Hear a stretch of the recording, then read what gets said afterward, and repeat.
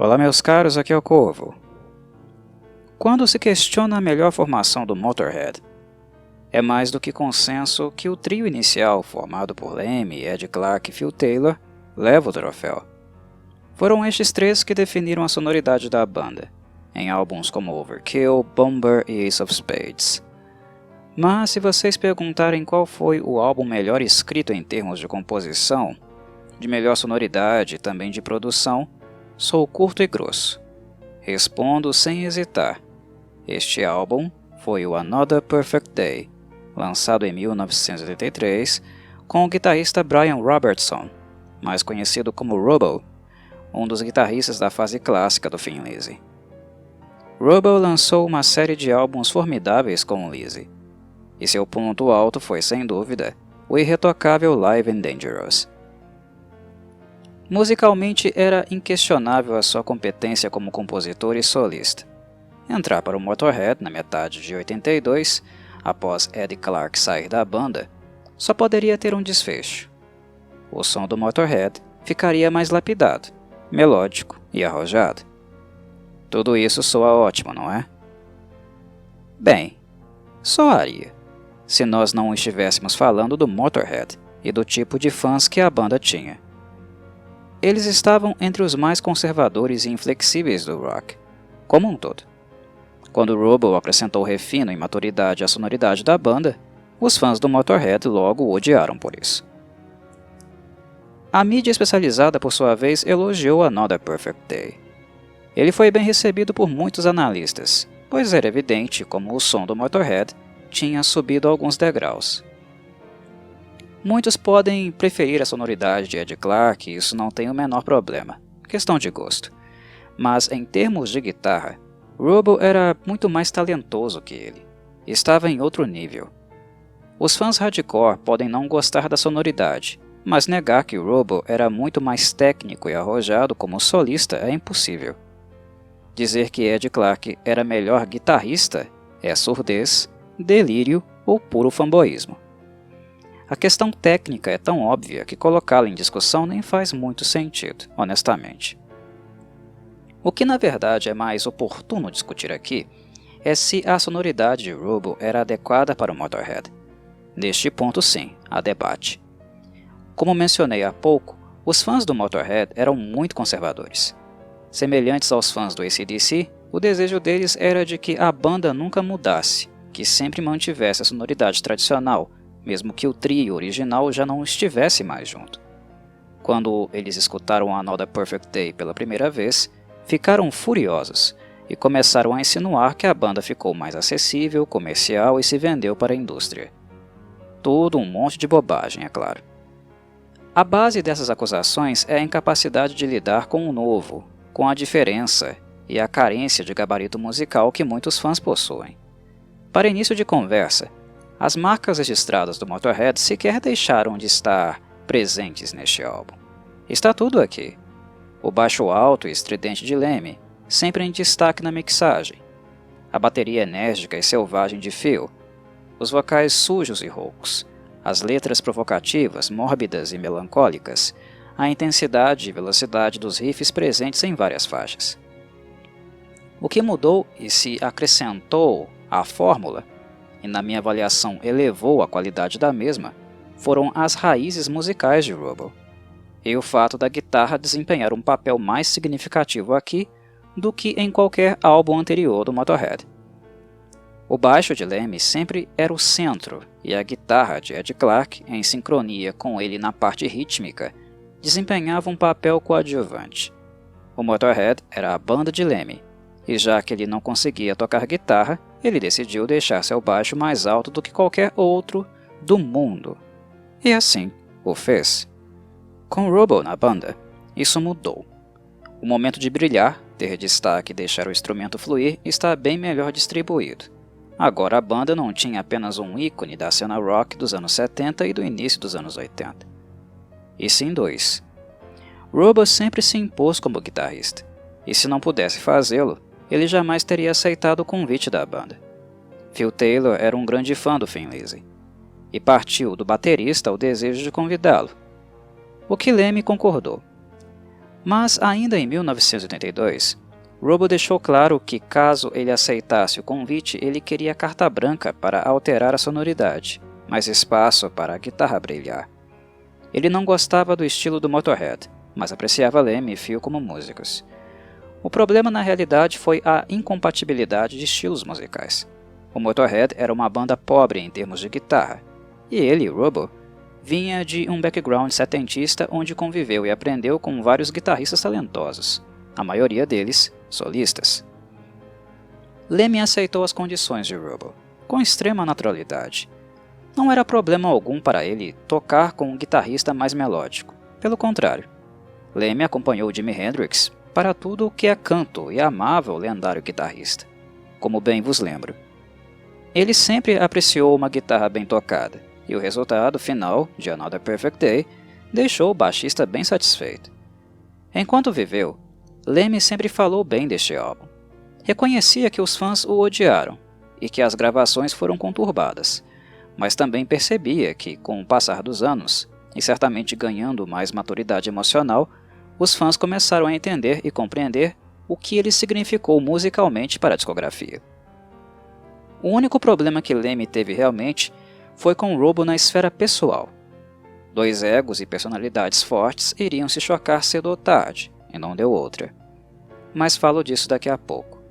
Penso que é ainda importante dizer para aqueles que acusam o Motörhead de se tornar leve e melódico com Robo que isso não faz o menor sentido. A diferença não reside na melodia, mas sim na base conceitual dos arranjos e riffs, na forma como eles soam. Ed Clark também era melódico, ora bolas. Entretanto, as raízes de Clark eram o punk e o metal. Seu som é a fusão de ambas as características, extremamente sujo, distorcido e estridente. Já Robo veio de um background completamente diferente. A característica mais marcante de seu estilo é o blues, que foi modernizado e inserido no hard rock. O som é mais limpo, ele gosta de ouvir a textura das notas e, devido ao blues, também sola de forma muito mais natural e melódica que Ed Clark.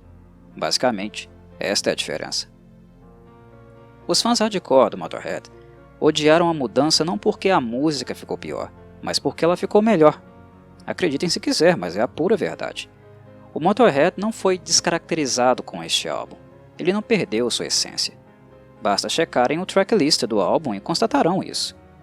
Músicas como Dancing on a Grave e On Track Mind, duas das minhas preferidas da banda, são bem mais nítidas e melódicas, mas em momento algum perdem energia e peso na seção rítmica. O mesmo acontece com a excelente I Got Mine. Tales of Glory e Die You Bastard são músicas muito características do Motörhead, old school, em termos de estrutura e peso. Duas tijoladas. Está tudo ali.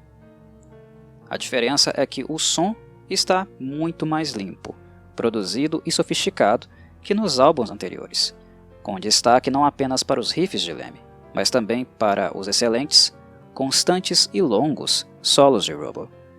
O trio, porém, continua sendo Motörhead, e continua tocando rock and roll, como diria Lemmy.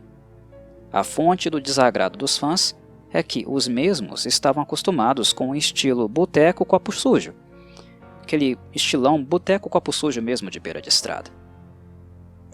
Considerada uma banda de motoqueiros por muitos, o que os fãs do Motörhead gostam de ouvir é um som que seja tão sujo, mas tão sujo, como os ruídos do escapamento de suas máquinas.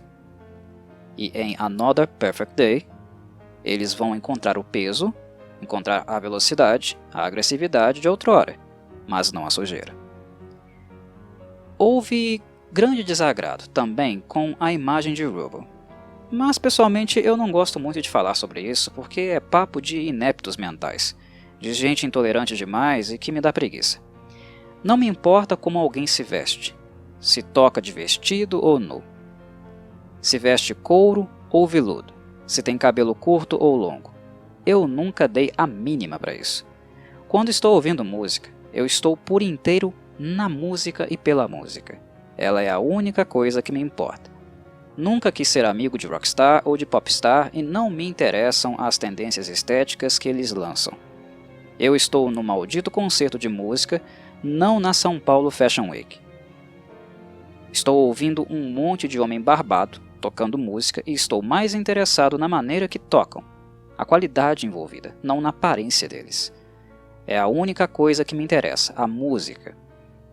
Se eu quisesse ver ou discutir roupa e moda, eu não estaria falando de música e muito menos indo a um concerto para isso, muito menos para ver velhos barbados. Podem ter certeza de que a última coisa que eu iria querer ver seria este monte de ogro ceboso, mais judiados que o cachorro desdentado do Zé das Pingas. Tenha santa paciência.